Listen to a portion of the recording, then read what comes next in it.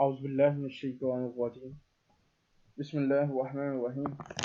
अस्सलामु अलैकुम वरहमतुल्लाहि वबरकातुहू। आर्टिकल नंबर 24 में खुशामदीद। स्किल स्टेज का आखिरी आर्टिकल, इनकम फ्रॉम पीटीआर। इसको देखते हैं। पीटीआर आप जानते हैं प्रेजेंटिव टैक्स रेजिम को कहा जाता है। अब इनकम फ्रॉम बिजनेस को आपने पढ़ा था एनटीआर में। अब पीटीआर में भी इनकम फ्रॉम बिजनेस है, जाहिर है। तो अब हम इनकम फ्रॉम बिजनेस को एनटीआर के अलावा पीटीआर में भी पढ़ना जा रहे हैं। इस टॉपिक का अनवान PTR presumptive tax regime and imputable income बनाया गया है। ये आप नॉलेज की के लेक्चर नंबर 5 में भी ये शीट पहले मुलाजा कर चुके हैं। अब इसको समझने की कोशिश करते हैं, अब आपको सही समझ आएगी। पीटीआर होती क्या है? प्रेजेंटिव टैक्स रेजिम। पहले ही बताया था, दोबारा बता देता हूँ। पीटीआर में ऐसी आमदनियाँ जिन पर हुकूमत पाकिस्तान को मुश्किल होती है टैक्सेशन लगाने पर, पता नहीं चलता कैसे कितना टैक्स लगाना है, हर बंदा छुपा लेता है, या उसको वैसे रिलीफ देना हो तो फिर उसकी आमदन को पीटीआर में डिक्लेयर कर दिया जाता है कि अब आपके ऊपर टैक्सेशन प्रज्यूम करके लगाई जाएगी। अब जितनी मर्जी आमदन कमा लें कोई बात नहीं, प्रज्यूम करके लगा दिया जाएगा। मिसाल के तौर पर एक इम्पोर्ट्स हैं, इम्पोर्ट्स को पीटीआर में डाल दिया एफटीआर में।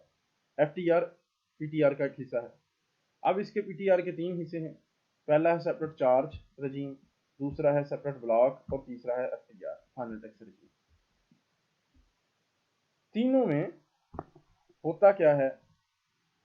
सेपरेट चार्ज पर आते हैं तो सेक्शन 5, 6, 7 इसको रेगुलेट करता है। सेपरेट ब्लॉक में आते हैं तो वही 5 हेड ऑफ इनकम है जो एनटीआर के हैं, वो कभी कभी यहाँ पर आ जाते हैं। ये फाइनेंस एक्ट बताता है कि इस साल 5 हेड ऑफ इनकम में से सेपरेट ब्लॉक में से कौन सा आया। अमूमन income from salary, income from property और इनकम फ्रॉम कैपिटल गेन आते हैं।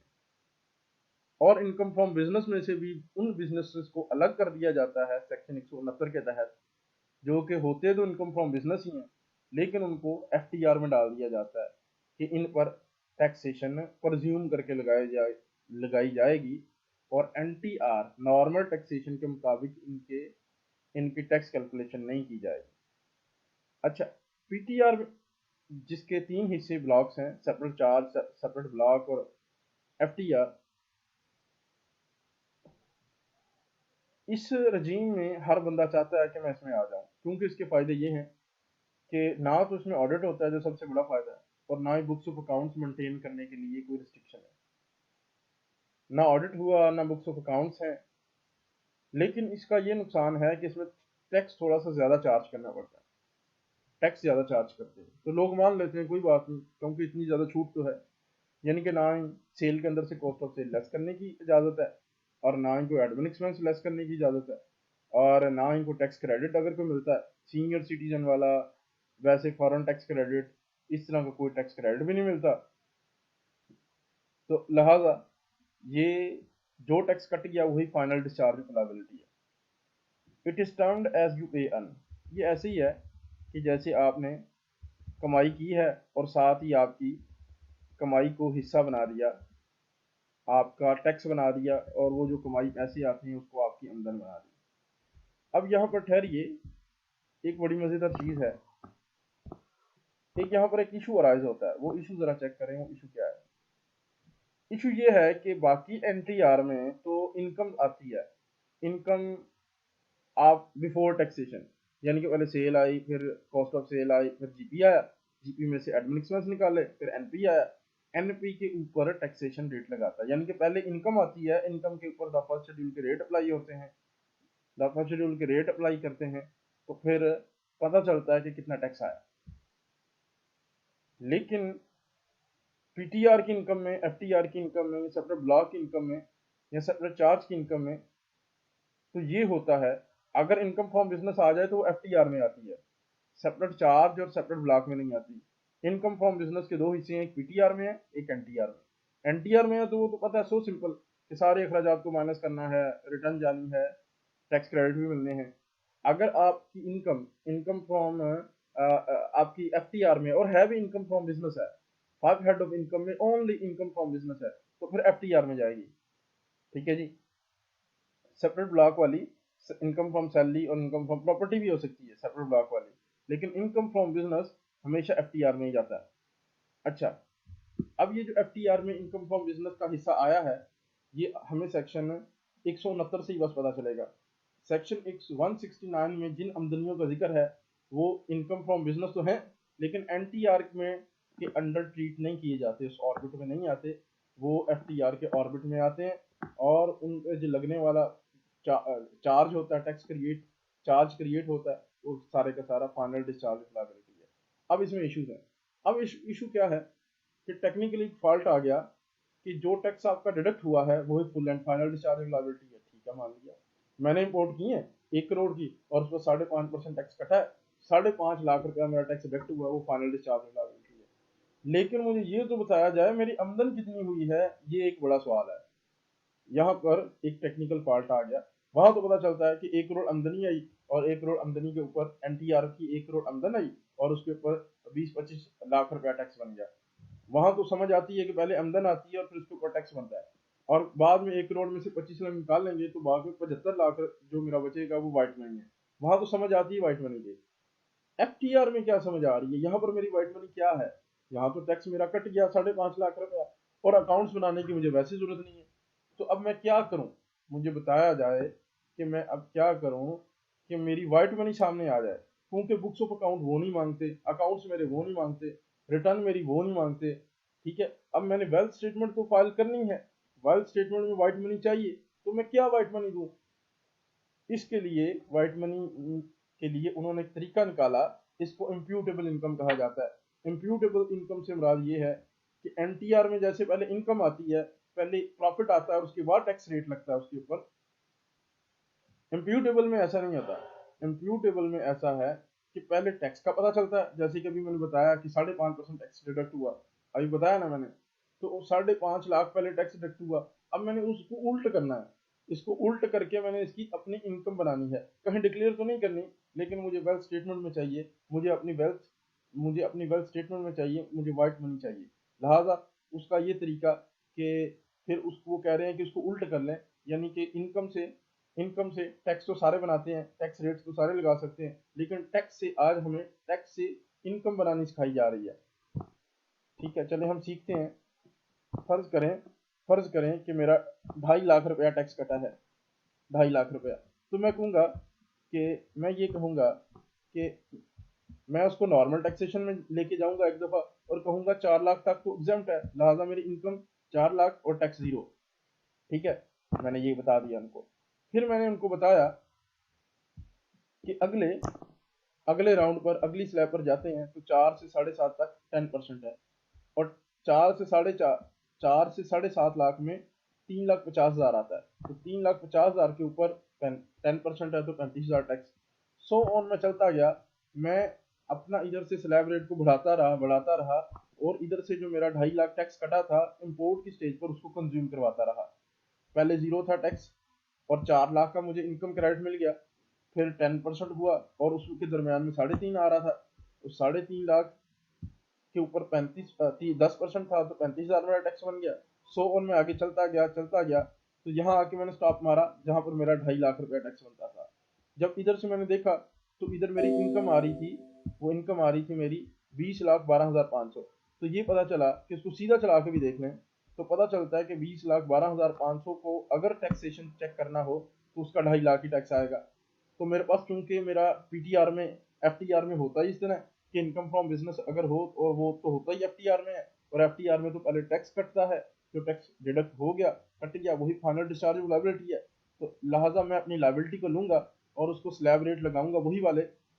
अगर मैं पीवीटी हूँ तो पीवीटी वाले 31% जो रेट चल रहा है, अगर एओपी हूँ तो ये एओपी में होगा, एपी वाले स्लैब रेट है। जरूरी नहीं कि आप इसको पकड़ के तो स्लैब रेट लगा दें, नहीं। आप देखें कि आपकी इंडस्ट्री कौन सी है, आपकी जो फॉर्मेशन कौन सी, लीगल फॉर्मेट क्या है कंपनी का। अगर तो पीवीटी एलटीडी है तो उस पर तो 31% है, तो आप देखेंगे ये 2.5 लाख रुपया मेरा जो टैक्स है, टैक्सेशन है, इस ये किसका 31% है, तो उल्ट करेंगे तो यहाँ इनकम आ जाएगी। चलें जी, ये तरीका था उल्ट करने का। अब 20,12,000 से के अंदर से 2.5 लाख निकाल लेंगे तो बाकी वाइट मनी आ जाएगी। चलें यहाँ से भी चेक कर लेते हैं। हमने एक अकाउंट्स है, मिस्टर XYZ कंपनी है, और हमने इंपोर्ट की थी हमने, वो 50 लाख की थी, और उसमें सिर्फ सेल टैक्स नहीं डालना, बाकी सारे खर्चे डालने हैं, क्योंकि सेल टैक्स तो किसी पर बर्डन होता है, और इनकम टैक्स भी नहीं डालना, ना इनकम टैक्स ना सेल टैक्स। इसके अलावा FED CD जो भी है वो इसके अंदर ऐड जरूर होंगे। हमने डाल ली। ये अब हम अकाउंट्स बना रहे हैं अपने इंटरनली, ठीक है। FBR तो नहीं मांग रहा हमसे। बाज़ औक़ात ऐसे होता है कि FBR आपकी NTR में भी इनकम होती है, तो आपकी थोड़ी NTR की, बाकी FTR की, तो इनकम टैक्स की रिटर्न लाजमी हो जाती है।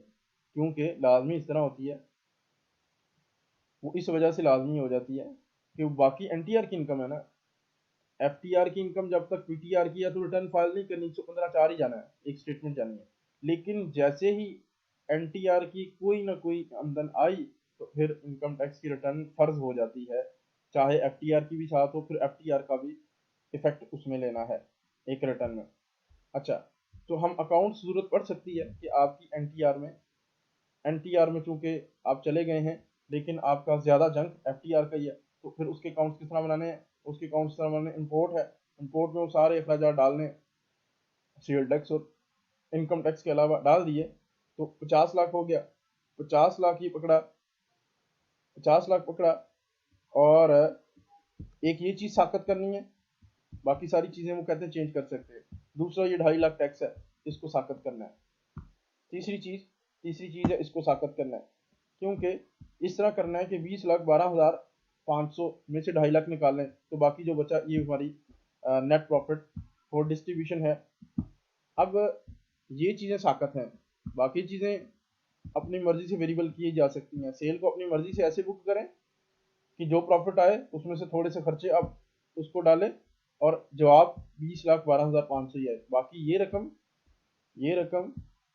और ये रकम अपनी मर्जी से डाल सकते हैं।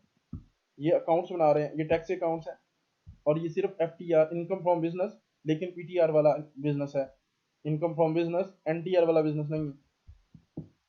इस तरह आप इसके अकाउंट्स बनाएंगे, और बैलेंस शीट तो नॉर्मली बनती जो बनती है। अच्छा, आप कहते हैं कि यार मैंने 50 लाख की तो ज़रूर इंपोर्ट की थी, और मैंने 50 लाख से मुझे सिर्फ 17 लाख और 62,000 ही सिर्फ टैक्स वाइट मनी बच रही है। वो कहता है जी। अब कहते हैं यार नहीं, ऐसा नहीं है ऐसे कि मैं 50 लाख की पोर्ट की तो मैंने 5 करोड़ की सेल की, और मुझे वाकई असल में हकीकी मुझे 2.5 करोड़ का, अगर मैं आपको P&L बनाता हूँ, मुझे 2.5 करोड़ का प्रॉफिट असल में हुआ है, तो मैं क्यों ना असल बताऊं? वो कहता खुशी से बताएं, खुशी से बताएं। फिर आप यहाँ पर इसको साबित कर लें, यहाँ पर 20,12,500 ना लिखें, या फिर अपना हकीकी लिख दें, यहाँ पर आप अपना हकीकी लिख दें और हमें हकीकी बता दें। हमें कहें कि भाई मेरा तो यहाँ 5 करोड़ प्रॉफिट आया, आप जितनी मर्जी की बेचें। होगा क्या कि इस 5 करोड़ के ऊपर जो टैक्स लगेगा वो बहुत ही ज़्यादा होगा। फर्ज करें 1 करोड़ टैक्स है, तो 1 करोड़ टैक्स में से अब 2.5 लाख रुपया जो आपका टैक्स है, अब टैक्स का क्रेडिट मिल जाएगा, और बाकी बाकी 97.5 लाख आपको मजीद जमा करवाना पड़ेगा। फिर वाइट मनी कर लें। वो करें कोई बात नहीं, यानी कि अभी तो कह रहे हैं वो आपके फायदे के लिए बताया था हमने कि आपका जितना टैक्स कट चुका उसको फाइनल लाइबिलिटी बना लें। अगर आप कहते नहीं मेरा तो प्रॉफिट बहुत ज्यादा हुआ, तो कहते कोई बात नहीं, आपका प्रॉफिट ज्यादा हुआ तो ज्यादा टैक्स पे कर दें, खुद चलान पर पे कर दें, हम आपकी वाइट मनी मान लेंगे। तो फिर आप तो फिर NTR में आ गए, फिर तो आपका ऑडिट भी होगा। जाहिर है कि आपकी चीज पर फाइनल डिस्चार्ज तो नहीं हुआ, आप तो कह रहे हैं मैंने ज्यादा कमाया, तो अब आप ज्यादा कमाएं तो फिर NTR में आपको आना पड़ेगा। ठीक है। अब